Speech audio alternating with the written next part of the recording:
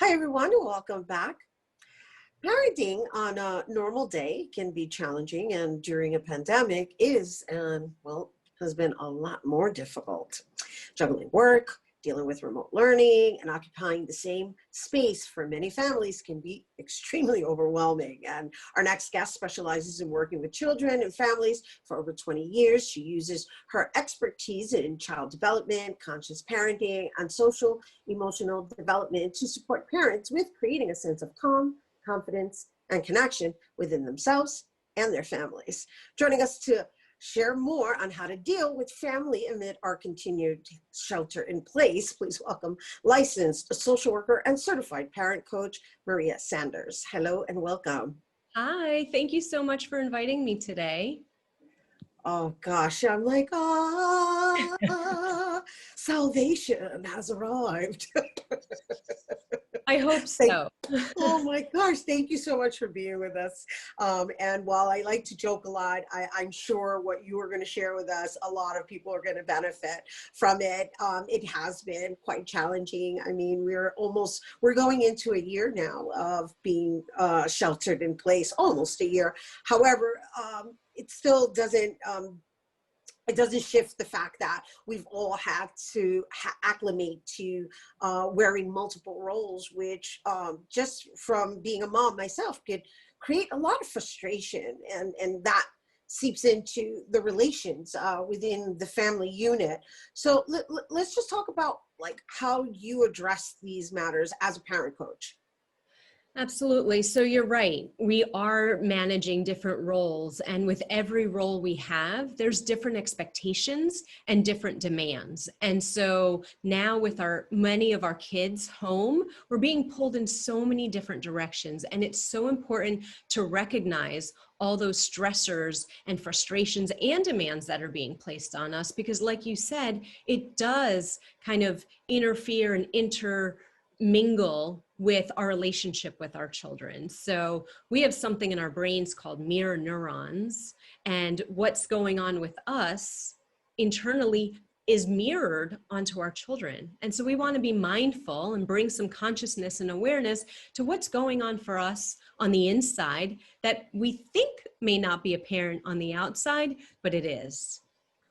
And so, all right, basically what I'm getting here is like, okay, we're all going to work on our patience as a parent, right? But also there's the approach in which we're choosing to guide, because there's that awareness that you're referencing with regards to, well, we are going through something ourselves as a parent, but we want to shield our children from it. However, we want to educate them in the process. So it becomes this balancing act of like, oh my gosh, like, how do we do this? How do we provide information that is going to benefit their development, be it as a parent, be it as just a human being, right?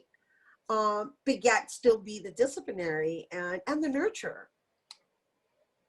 You're right. There is a lot of pieces to that. And you just mentioned the word disciplinary. And I always like to remind parents that the word discipline means to teach. And so when we can remind ourselves that we are here to teach, we tend to shift away from traditional punishments.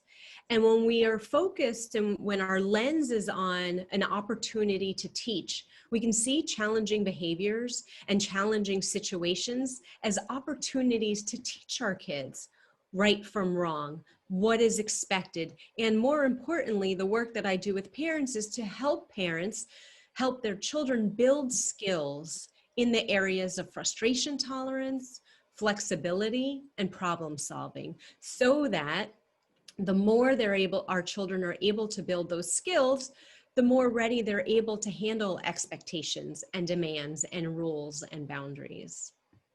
So before getting on air, you had mentioned the two,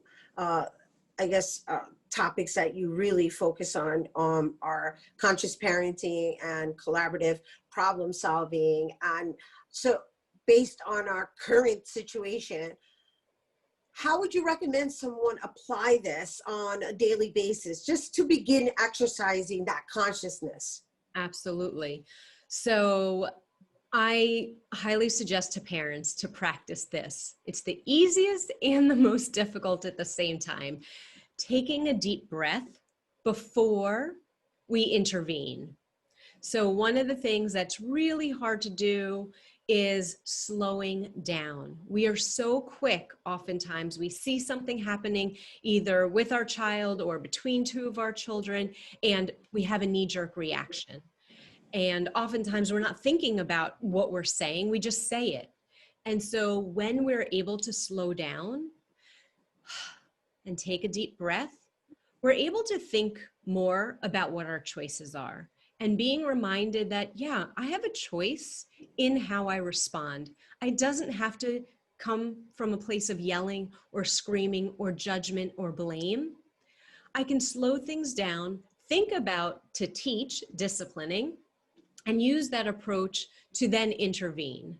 And so that's one of the things that I work with parents on, helping to build that practice for them, helping to build the practice of slowing down and making a mindful decision about how they're going to respond. On the other hand, with the collaborative problem solving, what we're doing is partnering with our kids, working collaboratively. It's no longer about a top-down approach where I say, you know what, I'm the mom, so what I say goes. It really is, I see you're having a difficult time with turning off the television. Let's talk about that. And let's figure out, what do you see as really difficult about that? And let me tell you what my perspective is.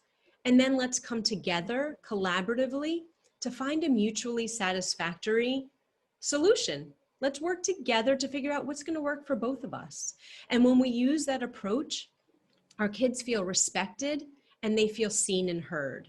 And all of us want to feel seen and heard. You're right, and that's the humanitarian aspect of it, right? The building a human being or developing a human being and empowering them as individuals.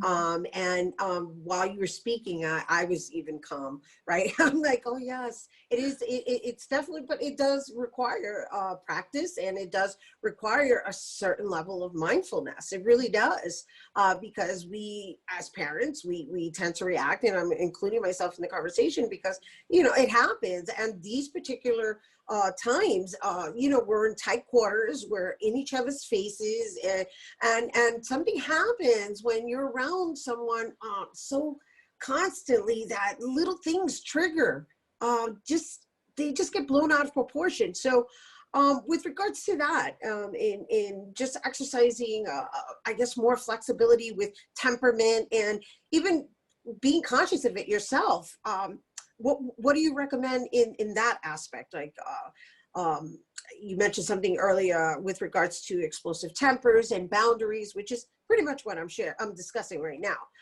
There's just something it's all convoluted right now. Everything is shoved in like to one big basket. And so we got to sort it out. Yeah. What do we do about that? We're all, like you said, we're all living together. We're all getting tired of each other. We all need breaks. I think the words self-care are thrown around, kind of nonchalantly, but they really do play a big role in all of this. Now we can't go to the spa, and maybe in regular times we can't afford to go to a spa. We can't get away for a weekend for whatever reason. We can still bring self-care into our day-to-day practice. So what I tell parents is, when you take a shower and the shower maybe has to be rushed and you only have 5 minutes, take a mindful shower. What that means is letting go of your to-do list, putting the to-do list and all the things that maybe have happened and all the things that have to happen, put those to the side and stay in the present moment. Take notice of the warm water. Get an awesome bar of soap that smells delicious and make that your spa, right? We can bring that like peace and calm throughout the day. As we're washing the dishes, listen to a podcast, put on a fun song, do a little dance, right? Again, it's taking care of ourselves with little pieces throughout the day and having a plan. I suggest to parents, write a few things down that are your key things. During these dark, difficult days of COVID, one of the things that I love to do is listening to comedy, because comedy brings about laughter, and that brings about like all these great hormones that are released, and it felt so good. When I was having a down day, I just turned on my favorite comedian and listened to him for a bit, and that changed the dynamic. And the better I feel, the better I am able to clear the way to connect and communicate with our kids.